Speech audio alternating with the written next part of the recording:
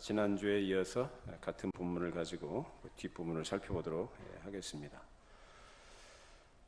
우리가 예수를 믿고 구원을 얻은 것은 하나님의 은혜다라는 것을 우리는 늘 기억하고 그렇게 고백을 하죠.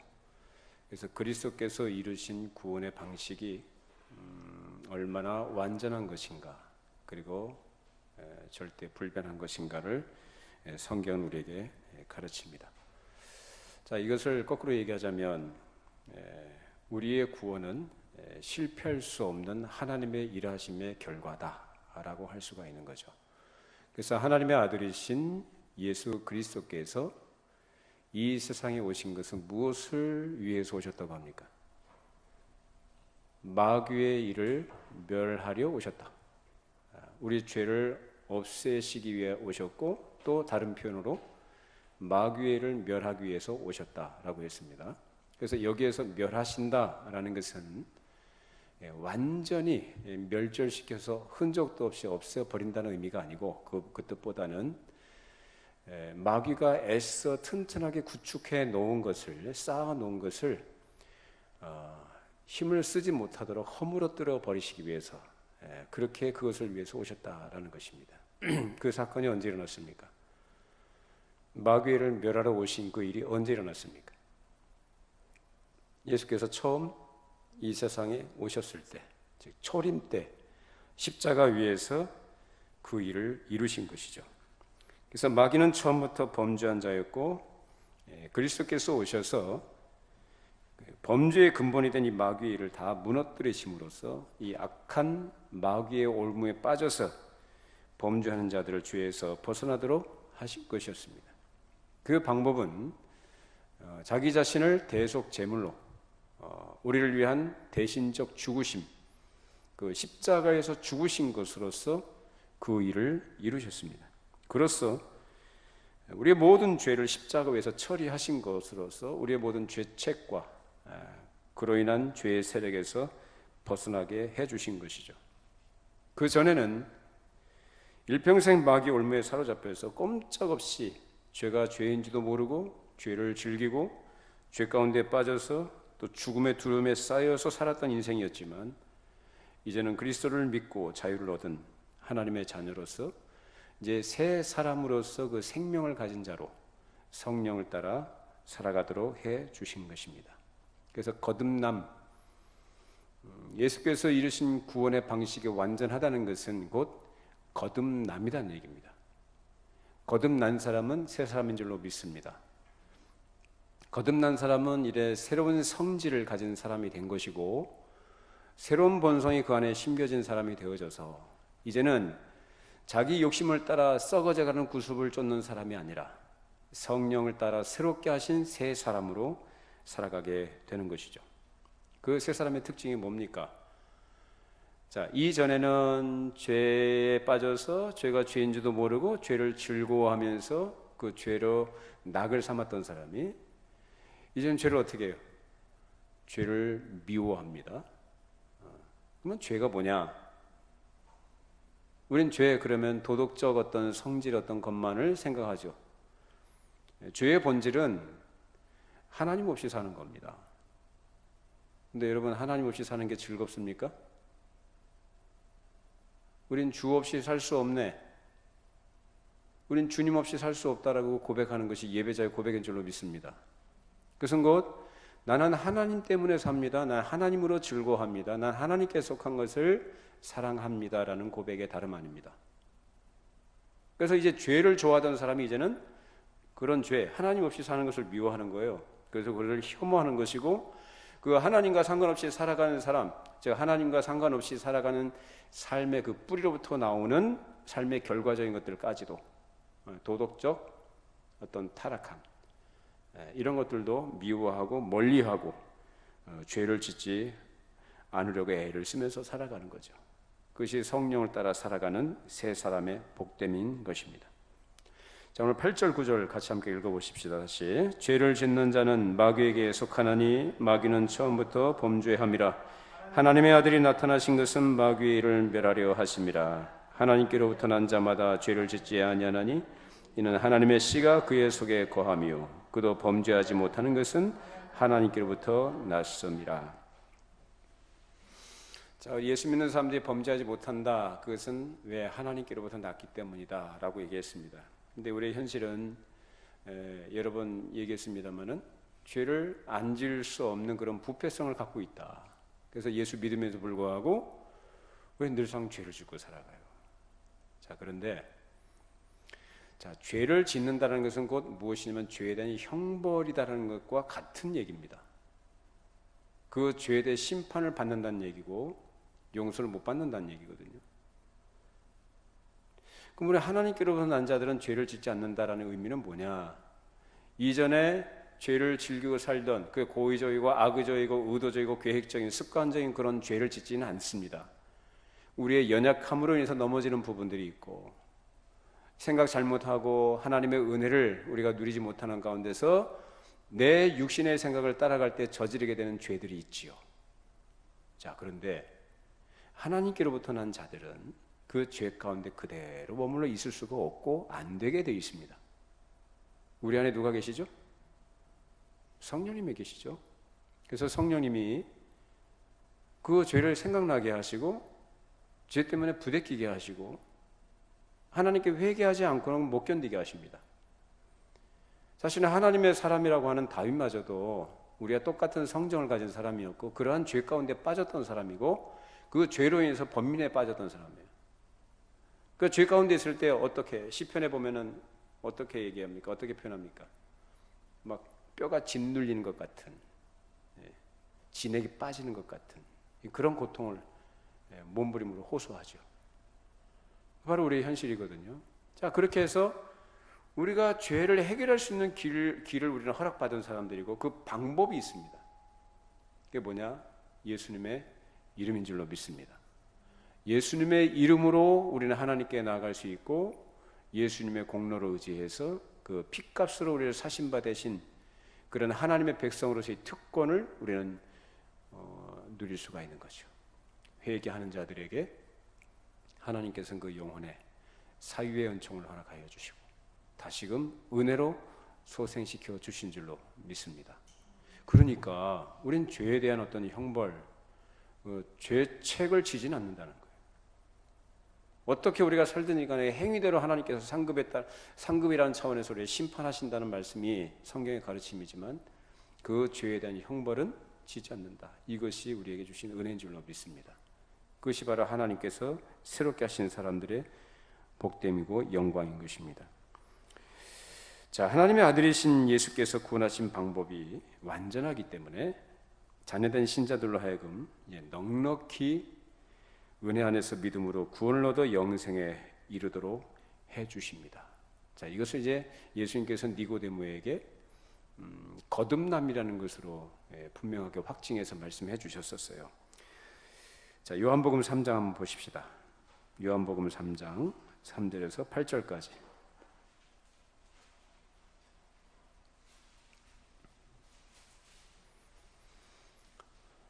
요한복음 3장 3절로 8절 말씀. 자, 같이 함께 읽어보시죠. 예수께서 대답하여 이르시되 진실로 진실로 내게 이르노니 사람이 거듭나지 아니하면 하나님의 나라를 볼 수 없느니라. 니고데모가 이르되 사람이 늙으면 어떻게 날 수 있사옵나이까? 두 번째 모태에 들어갔다가 날 수 있사옵나이까? 예수께서 대답하시되 진실로 진실로 내게 이르노니 사람이 물과 성령으로 나지 아니하면 하나님의 나라에 들어갈 수 없느니라. 육으로 난 것은 육이요 영으로 난 것은 영이니 내가 내게 거듭나야 하겠다 하는 말을 놀랍게 여기지 말라.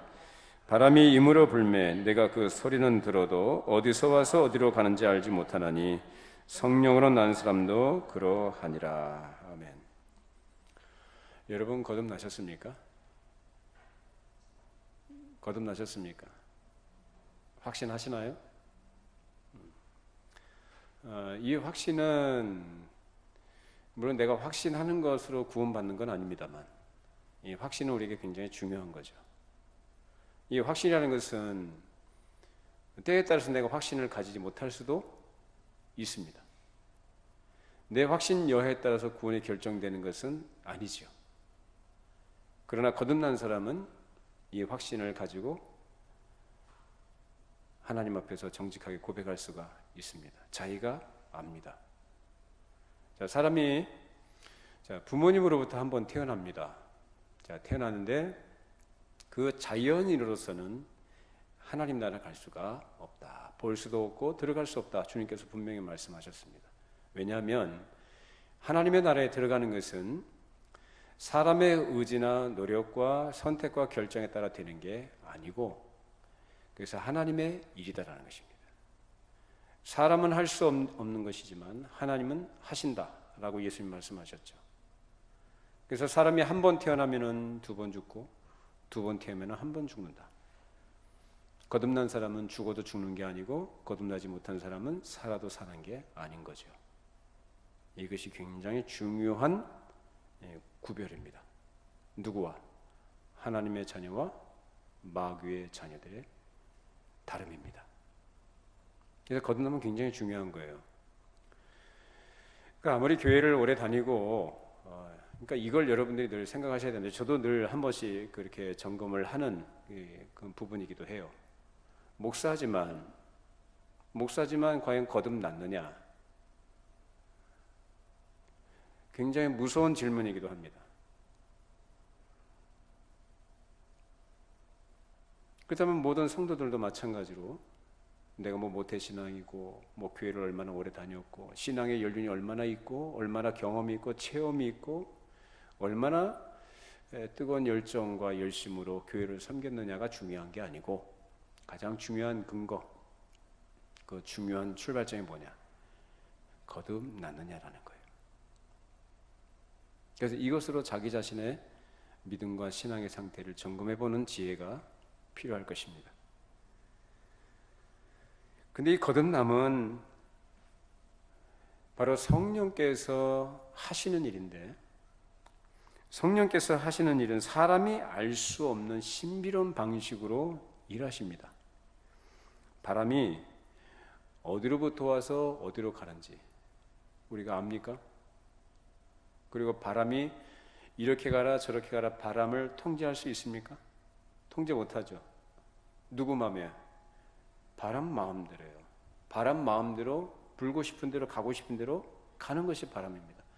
마치 성령께서 하신 일도 그러하다. 그 성령의 절대적인 주권과 그 능력으로 하시고자 하시는 방식을 따라서 사람을 새롭게, 즉 거듭난다라는 것은 위로부터 다시 난다라는 것이에요. 그래서 새롭게 난 사람은 새로운 본성을 갖게 되는 것이고, 그렇게 거듭난 사람이 하나님 나라에 들어간다라고 말씀합니다. 그것은 전적으로 하나님의 능력과 은혜의 결과인 것입니다. 그러니까 사람은 거기에 전혀 관여할 것도 없고 할 수도 없고 사람의 능력이나 사람의 선택이 되는 게 아니라 하나님의 은혜로 된다는 것입니다. 자, 그런데 이 신비한 구원의 일이 뭐냐? 바로 예수 그리스도를 믿고 영원한 생명을 얻는 것과 같은 겁니다. 그래서 성령 세례라고 이렇게 얘기를 많이 하는데, 예수를 믿고 구원 얻는 것과 성령 세례는 다른 게 아니고 같은 거예요. 그걸 여러분이 잘 정리를 해 두셔야 돼요. 성령 세례가 다른 게 아니에요. 성령으로 거듭나는 것이 성령 세례인 줄로 믿습니다. 성령 세례라는 것이 무슨 뜨거운 체험을 하고 환상을 보고 희한한 종교적 체험을 하는 게 성령 세례가 아니고, 예수 믿고 거듭나는 것, 그것이 성령 세례예요. 사람이 물과 성령으로 거듭나지 아니하면, 물과 성령은 성령을 말하는 겁니다. 강조하는 거죠. 오직 성령으로만 사람이 새롭게 된다. 그래서 그 안에 새로운 성향과 생명을 갖게 되는 것입니다. 따라서 사람이 복음을 듣고 회개하고 예수를 믿으면 그 사람은 하나님께 사죄를 얻는 동시에 하나님께로부터 나서 새 생명을 얻고 성질도 변화를 받고 하나님의 자녀로서 새로운 인간성을 받게 됩니다. 그 증거로서 이전에 즐기던 죄를 이제는 미워하고 혐오해서 죄를 멀리하고 하나님께서 거룩하심과 같이 자기도 거룩하게 살려고 애를 쓰게 되는 것이죠. 그래서 교회를 다니니까 도덕적으로 좀 더 선하게 살아야 되지 않겠느냐, 나쁜 건 아닙니다만 새 사람으로 산다는 것은 그걸 말하는 게 아닙니다. 도덕적 선을 추구하고 도덕적으로 자기 인간적인 노력으로 결심과 의지를 가지고 행하려고 하는 것들은 말 그대로 거기에는 생명이 없는 말 그대로 도덕일 뿐입니다. 도덕은 사람을 살리지 못합니다. 오히려 사람을 죽여요. 그 도덕주의자들이 누구였습니까? 바리새인들 아니에요. 그리스도의 생명, 하나님께서 주시는 생명, 그 거듭남의 은혜가 없음에도 불구하고 이 바리새인들은 자신들이 가지고 있는 종교적인 열심들, 종교적 지식들, 종교적 습관들, 그리고 자기들의 도덕적 우월함, 이런 것을 가지고 가르친다고 가르치면서 그 가르침을 잘 따르지 못하거나 범하는 사람들은 어떻게 했습니까? 정죄했죠. 가늠하다가 잡힌 여인을 사람들이 데리고 예수님께 왔습니다. 자, 모세율법에 돌로 쳐 죽이라고 했는데 어떻게 할까요? 예수님 뭐라고 하셨죠? 너희 중에 죄 없는 놈이 먼저 돌로 쳐라. 그러니까 거기 있던 어린아이로부터 어른들에게까지 모두 다 어떻게 해요? 들었던 돌을 내려놓고 슬금슬금 뒷걸음쳐서 다 사라져버렸습니다. 그래도 양심은 있었던 모양이죠. 누가 누구를 향해서 어떤 누구의 범죄와 잘못에 대해서 재판장의 자리에 서서는 안 된다. 먼저 자기 자신을 돌아보는 것이 필요합니다. 우리 요새 사회적으로 이슈가 되는 일들이 참 많이 있습니다. 개인적으로부터 해서 국가적인 문제까지 이슈들이 참 여러 가지가 있죠. 그 논란의 중심에 서 있는 사람들 여러분이 알 겁니다. 제가 말씀은 안 드려도. 그 사람들 참 우리 생각과 맞지 않고 상식과 어떤 윤리에 어긋나는 또 차마 상상도 못하는 그런 일들을 하는 사람이라 할지라도 우리가 그 사람들에게 돌을 던져서는 안 됩니다. 그저 하나님 말씀이 위배되는 것이라고 분명하게 판단이 된다면 불쌍하게 여기고 내가 그 죄에 빠지지 않도록 조심해야 될 겁니다. 우리는 비난할 수 없어요. 왜? 나도 똑같은 인간인데. 어떻게 같은 위치에 있는 사람이 어떻게 비난할 수 있습니까? 내가 그렇게 비난할 수 있다는 것은, 비난할 수 있는 생각과 어떤 분별력을 갖고 있다는 것은 어찌 보면 한편으로 볼 때 내 안에 하나님께서 은혜를 주신 하나의 증거일 수 있죠. 그래서 적어도 옳고 그른 것은 분별하지 않습니까? 그 옳고 그름을 다른 사람에 대해서 판단하고 정죄하는 것으로 쓰지 마시고 자기 자신에 대해서 점검하는 기준으로 쓰시면 그것이 지혜로운 것일 겁니다.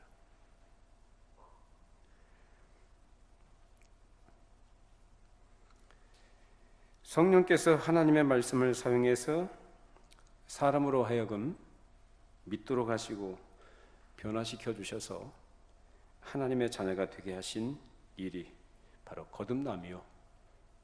그 거듭남이라는 것은 되다가 말고 또는 실패하거나 할 수 없는 확실하고 완전한 것이다. 믿으시기 바랍니다. 자, 거듭났는데 다시 죽어요? 자, 이렇게 생각한다면은 니고데모가 말한 것과 같은 논리입니다. 사람이 어떻게 한번 태어났는데 그 엄마 뱃속에 다시 태어납니까? 이 바보 같은 소리 하지 않습니까? 그럼 하나님의 자녀로 다시 거듭났는데 자기가 못되게 굴어가지고 다시 죽어요? 그럴 수 있나요? 그럴 수 없죠. 가능하지 않은 얘기. 왜? 하나님의 능력적이고 절대적인 주권과 선택에 의한 은혜의 선물로 주어진 것이기 때문에, 그래서 살려내신 것이기 때문에, 그 살려낸 사람을 하나님께서 너 못되게 보니까 안 되겠다 다시 죽이시나요? 그건 말도 안 되는 거예요. 그건 하나님의 하나님 되심을 부인하는 하나님의 자기 부인이에요. 그럴 수는 없어요. 최종적이고 완전한 줄로 믿으시기를 바랍니다. 자, 베드로전서 1장 23절 25절 보시죠. 베드로전서 1장 23절 25절 말씀.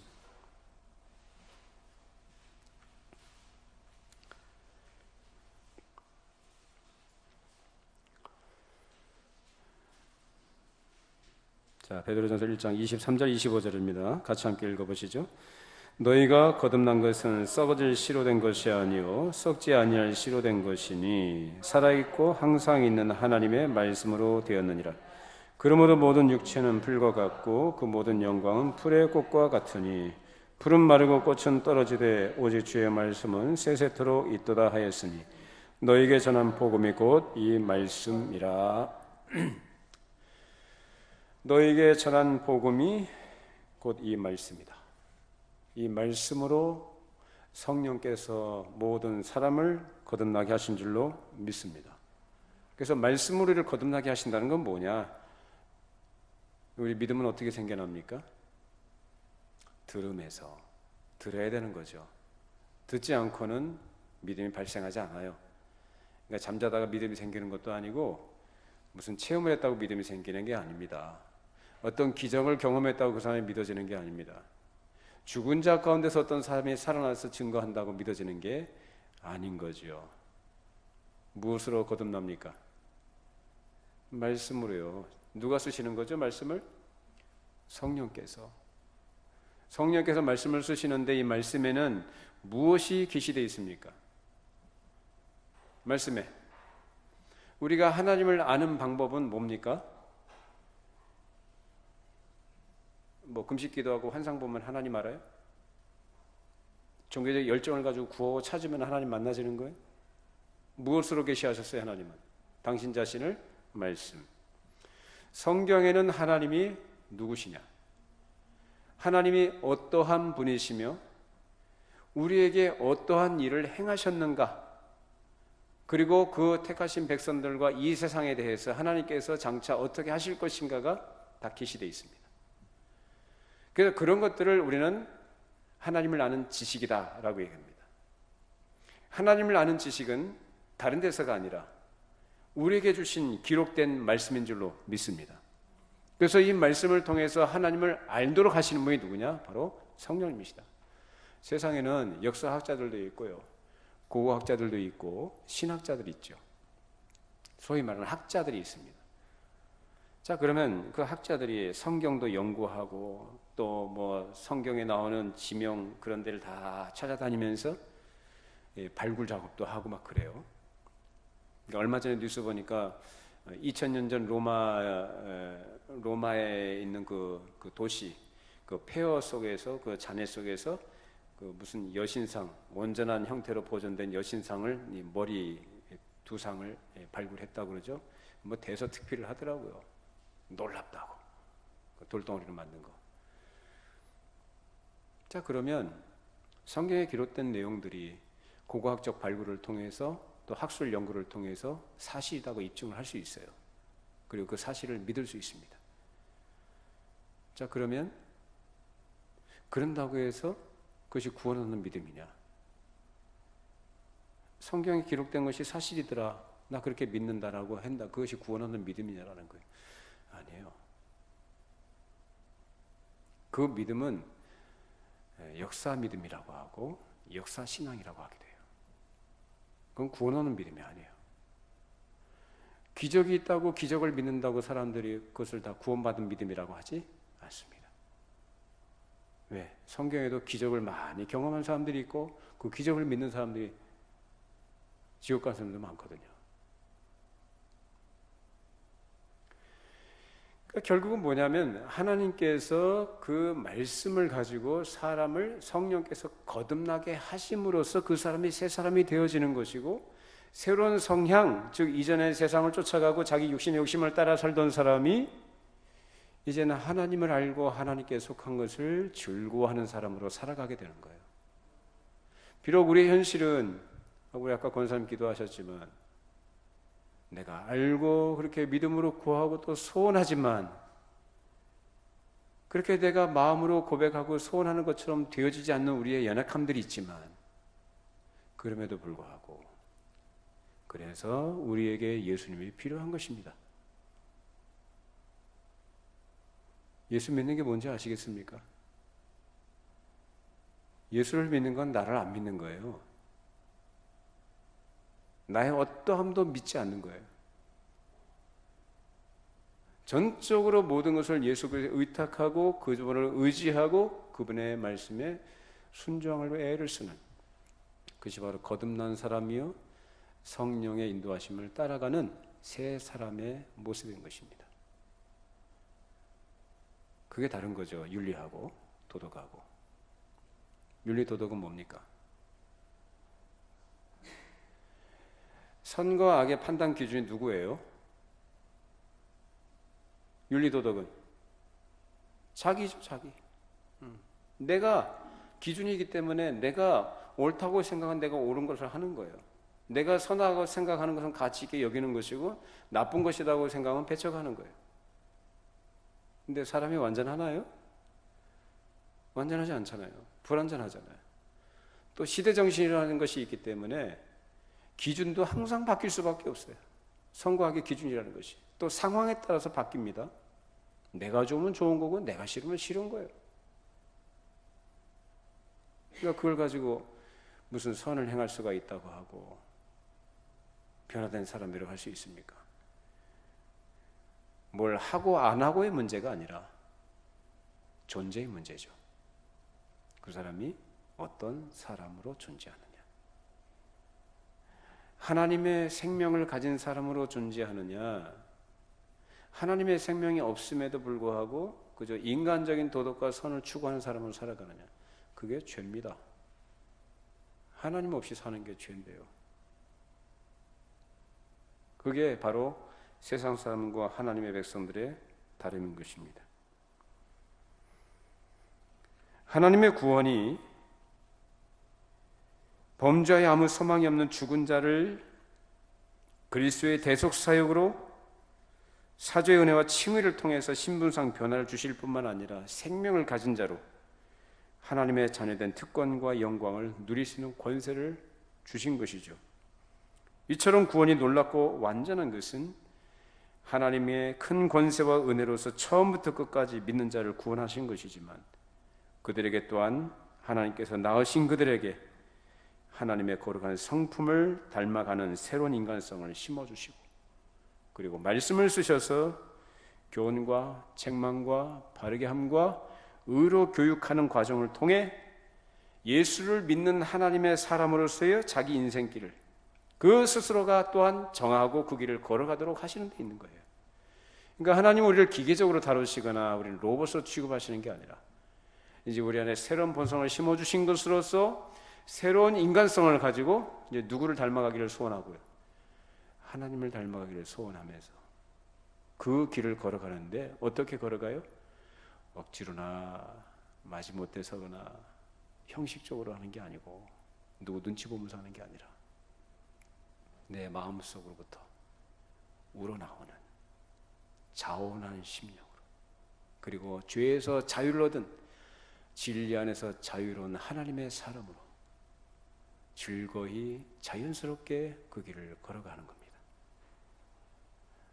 이런 은혜가 여러분에게 더 풍성하게 있기를 바랍니다. 결국 우리를 구원하신 하나님의 구원의 목적이 그래서 예수께서 처음에 초림하실 때 그 일이 우리의 죄를 없이 하시려고 또 다른 표현으로 마귀를 멸하시려고 오셨다라고 했어요. 그러면 두 번째 말씀하신 바와 같이 다시 오실 줄로 믿습니다. 그러면 처음 오실 때와 두 번째 오실 때의 목적은 뭘까? 결국은 우리의 구원을 위한 시작이 처음 오심이었다면 이제는 뭘까요? 두 번째는 우리의 구원의 완성을 위해서 오실 것이다. 믿으시기 바랍니다. 이거 안 믿으면 예수 믿는 거 아닙니다. 십자가에서 죽으신 예수님만 믿어요? 그걸로 끝입니까? 아니죠. 그렇기 때문에 우리는 주께서 다시 오실 때까지의 그 중간, 그 과정 속에서 이 세상을 어떠한 사람으로 사느냐, 다시 오실 주님을, 우리 신랑 되실 주님을 영광 중에 맞이할 순결한 신부로, 정결한 신부로 준비하면서 살아가는 겁니다. 그러니까 세상에서 말하는 윤리하고 도덕은 전혀 다르죠. 그 출발부터 성격부터 목적이 전혀 다릅니다. 그러니까 예수를 믿는 사람은 그런 의미에서 어디 나가면 좋은 소리를 들어야 되는 것이 마땅한 겁니다. 예. 세상 사람들이 그렇게 가치 있게 여기는 윤리 도덕적인 삶, 이런 차원의 문제가 아니라 보다 더 고차원적인 그 이상의 어떤 가치를 알고 그것을 소망하고 살아가는 사람들이고 그 약속을 마음에 품고 있는 사람들이기 때문에 좋은 평가를 받아야 되는 것이 너무나 당연한 겁니다. 여러분 주변에 우리 집사님은 오시는 손님들한테 우리 사장님은 참 뭔가 좀 다르다. 다른 그 사장님들하고 좀 다르구나. 이런 소리를 좀 들을 수 있어야 되고, 여러분도 마찬가지. 여러분 먼저 댁에 가셔서, 그리고 교회 안에서 말할 것도 없고요. 댁에 가셔서 좋은 아내, 좋은 엄마, 여러분 직장 다니시거나 어떤 사회활동 하실 때는 저분은 참 진짜로 예수를 믿는 분이구나. 뭔가 좀 다르구나. 이러한 느낌을 줄 수 있어야 되고, 이러한 평가를 또한 받을 수 있어야 됩니다. 우리가 하나님을 섬기는 자들로 이제 하나님의 자녀된 자들이기 때문에 이제 하나님의 자녀로서 우리가 그리스도를 섬기고 사람들을 섬길 때 하나님께도 칭찬을 받고 당연히 사람들에게도 칭찬을 받게끔 되어 있습니다. 그러니까 하나님께 인정받고 하나님께 칭찬을 받는 사람이라면 누구한테도, 사람들에게도 당연히 칭찬을 받죠. 제가 아는 젊은 친구 하나가 있는데 그 친구가 저한테 뭐라고 했냐면 저는 하나님 앞에서는 겸손하지만 사람들 앞에서는 안 그런다는 거예요. 이제 아직 세상을 많이 안 살아봐서 모르는 거죠. 그러니까 자신만만한 거예요. 젊은 혈기에 사람들이 함부로 하지 못하도록 자신만만하게 하겠다, 그런 뜻으로 이렇게 한 얘기죠. 근데 얼마 전에 다시 대화가 오갔습니다. 제가 전에 그렇게 말씀을 드렸는데 제가 잘못 생각한 것 같습니다. 이렇게 얼마 되지도 않아 코가 깨져버린 거예요. 하나님 앞에서 겸손한 사람은 사람 앞에서도 겸손합니다. 그러니까 우리의 삶이 하나님께서 보시기에 어떠한 사람으로 살아가느냐, 무엇을 하느냐가 중요한 게 아니고 어떠한 사람으로 존재하느냐, 어떤 사람이 되어 있느냐.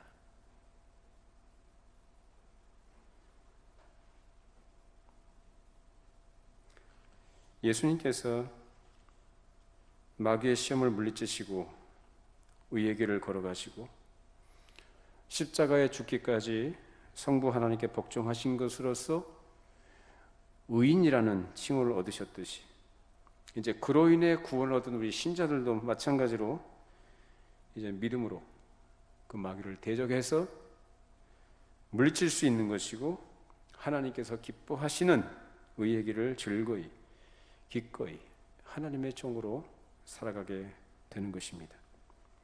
이렇게 해서 예수 그리스도의 구원의 결과로, 그것이 이제 완전한 것인데, 구원하시는 방식이 완전한 것인데, 그 구원의 결과로, 그래서 하나님의 말씀이 선포된 것으로서 이 세상에는 두 부류의 사람들로 갈라지게 됩니다. 어떤 사람입니까? 하나님의 자녀들과 마귀의 자녀들로 구분되고 나타납니다. 자, 요한일서 3장 10절 말씀 보시죠. 이러므로 하나님의 자녀들과 마귀의 자녀들이 드러나나니 무릇 의를 행하지 아니하는 자나 또는 그 형제를 사랑하지 아니하는 자는 하나님께 속하지 아니하니라. 그리스도의 은혜로 구원을 받은 생명을 가진 하나님의 자녀들은 자기 행위로서 그 자녀됨을 나타냅니다. 생명이 있으니까 그 생명의 어떠함을 나타낸다는 얘기예요. 그 생명의 특성이 뭡니까? 생명의 특성, 사랑입니다. 가장 강력한 힘이 사랑인 줄로 믿습니다.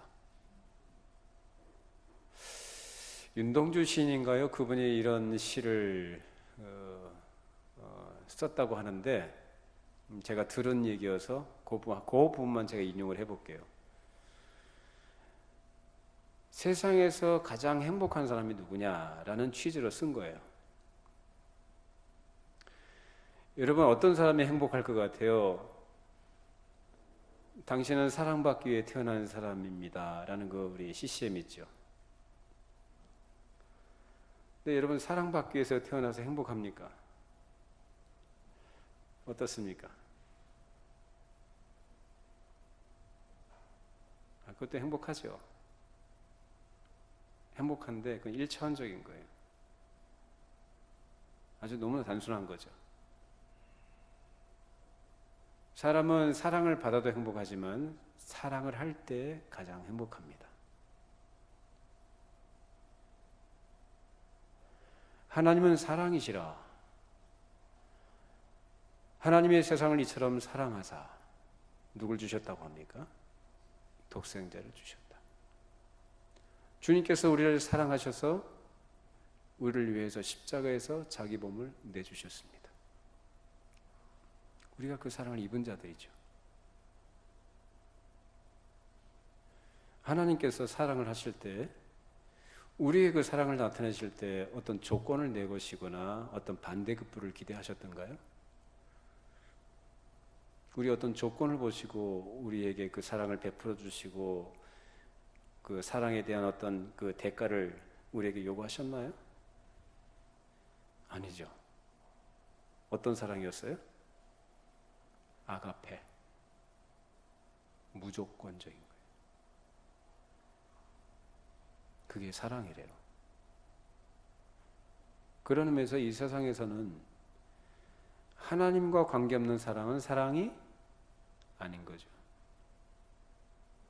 내가 호의를 베풀어주고 내가 기대를 가지고 저 사람에게 이렇게 잘해줬는데 나에게 돌아오는 것이 어떤 배신감을 느끼게 하는 것에 대해서 우리는 화를 냅니다. 실망하고. 그건 뭡니까? 내가 사랑한 거예요? 사랑 안 한 거예요? 사랑 안 한 거예요. 내 욕심이었고 성경이 말하는 하나님의 사랑은 무조건적인 것이다. 그런 의미에서 하나님은 가장 행복하신 분이다.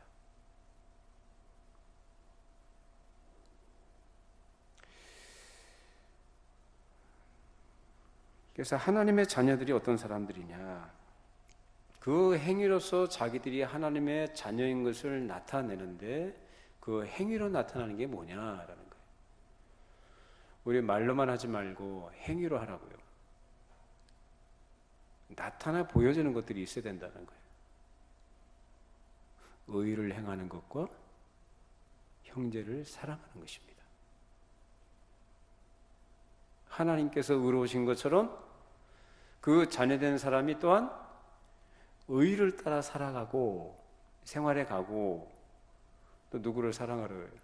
형제를 사랑하래요. 여기서 말하는 형제는 누구를 말합니까? 세상에 있는 모든 사람인가요? 아니에요. 분명히 얘기합니다. 하나님의 말씀은 하나님의 자녀들과 마귀의 자녀들을 구별합니다. 우리가 사랑해야 될 1차적인 대상은 바로 하나님의 자녀된 성도, 그리스도의 피로 구원받은 그 피로 맺어진 형제, 교회를 얘기하자면 교회의 지체들. 그 교회는 우주적인 교회로 어느 지역교회나 이름이 다르다는 그런 의미가 아니라 모두가 본질적으로 하나된 구원의 복음, 예수 그리스도의 복음 안에서 하나된 형제 자매들을 말합니다. 여러분 옆에 계신 분들을 사랑하시기 바랍니다. 그것이 무슨 증거라고요? 하나님의 자녀된 증거다라는 겁니다. 그러면 마귀에게 속한 자들, 마귀의 자녀들은 그거 할 수 있어요, 없어요? 못합니다. 하나님을 압니까? 하나님을 몰라요. 그리스도도 몰라요. 그래서 하나님과 그리스도께 속한 하나님의 자녀들도 알아봐요? 못 알아봐요? 못 알아봐요. 그런 그들에게 우리가 하나님께 속한 하나님의 자녀임을 나타내는 것은 그들과 다른 어떤 증거들을 보여줄 때만입니다. 이처럼 사람은 누구나 하나님께 속한 하나님의 자녀이든지 아니면 마귀에게 속한 마귀의 자녀들인지 중간지대는 없다. 진리와 거짓, 선과 악, 의와 불의, 하나님과 마귀, 그리스도와 벨리알은 서로 화해할 수 없는 적대적인 위치에 있는 것이죠. 하나님의 자녀는 그리스도의 은혜로 진리의 편에 서고 선의 편에 속해 있습니다. 그 증거가 바로 의를 행하고 형제를 사랑하는 것으로 자신이 하나님께 속한 자임을 세상에 나타냅니다. 예수님께서 말씀하신 산산수훈 우리 잘 압니다. 마태복음 7장 20절에 보면 예수님께서 하신 말씀이 그 열매로 그들을 알 것이다 라고 말씀하셨습니다. 나타나 보여지는 것이 뭐냐라는 거예요. 그가 나타내는 그 모습이 어떤 것이냐라는 거예요. 배나무에서 뭐가 열립니까? 배나무에서 배. 뭐 질문 같지도 않은 질문을 하세요. 그런 표정이시네요. 그러면 감나무에서는요? 감이죠. 자, 그러면 사과나무에서는? 사과나무가 열리죠. 그러니까 그 나무가 사과나무인지 배나무인지 감나무인지는 뭘로 안다? 그 열매로 압니다. 감이 열리기 때문에 감나무입니까? 감나무니까 감이 열립니까? 그 말 같은데 뭐 말 이렇게 비비 꼽니까? 감이 열리기 때문에 감나무가 아니고 감나무니까 당연히 감이 열리는 거죠. 우리에게서 나타나는 그 열매들이 어떤 것인지 성령의 열매를 많이 얘기하죠. 성령 9가지 열매. 사실상 그건 하나입니다. 하나인데 다른 면들을 보여주는 것뿐이에요. 그래서 성령의 열매는 맨 처음에 뭐예요? 사랑.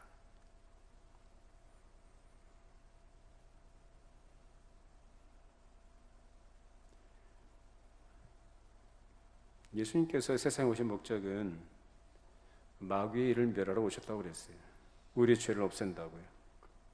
그래서 온 세상을 꾀어서 죄에 빠지게 하고 죽음이 세상 모든 사람을 지배하게 한 그 장본이 된 자의 일을 무너뜨리기 위해서 오셨다고요.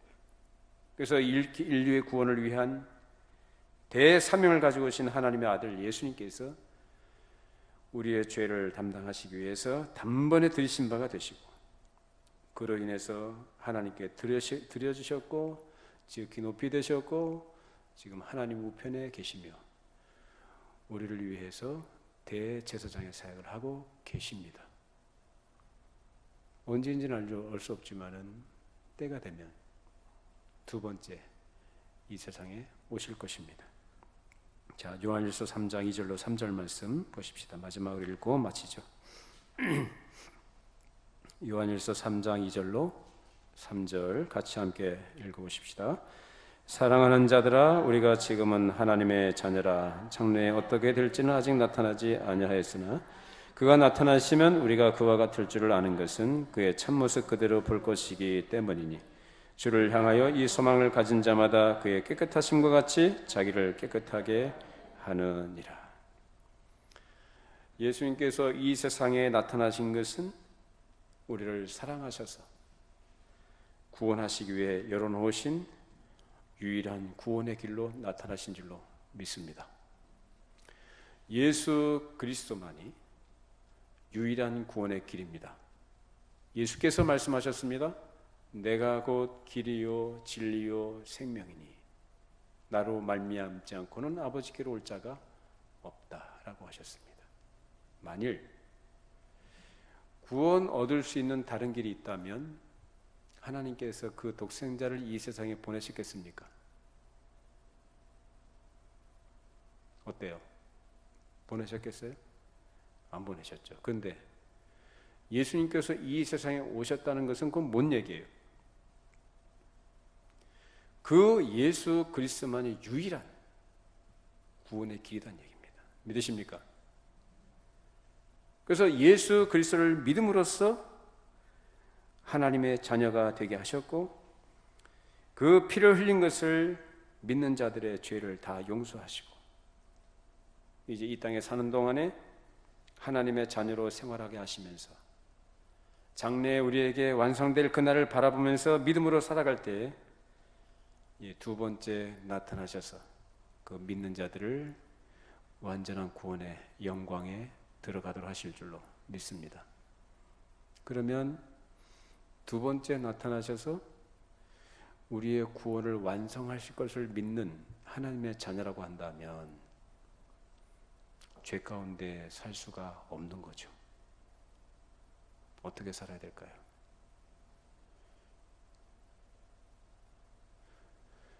주님께서 깨끗하신 것처럼 우리 자신도 깨끗하게 보존하면서 살아야 할 것입니다.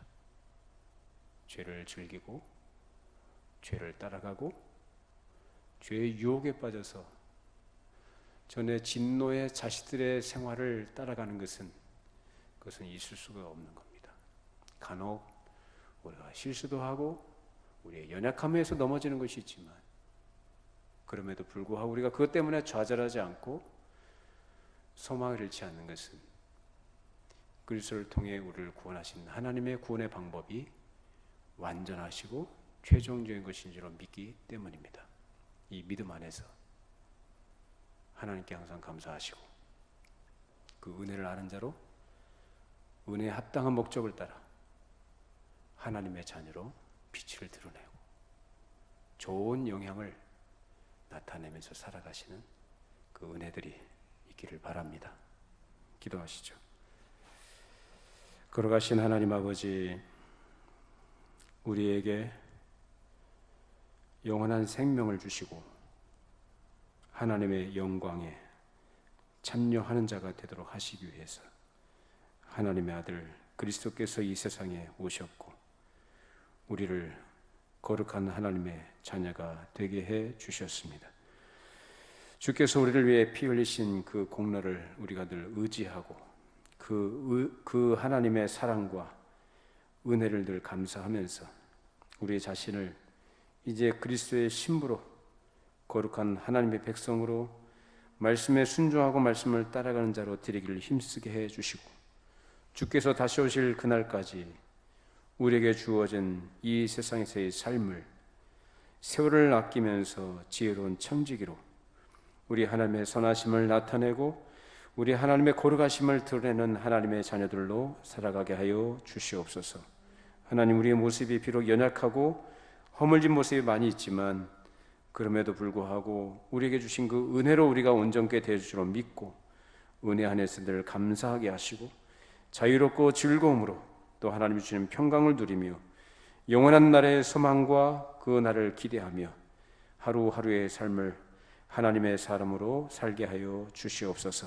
죄를 멀리하게 하시고 죄를 피하게 하시고 또 하나님의 의를 따라 행하는 자들 되게 하시고 눈에 보이는 형제를 사랑하는 그것으로 하나님의 자녀된 증거를 나타낼 수 있도록 붙들어 주시옵소서. 예수님의 이름으로 기도하옵나이다. 아멘.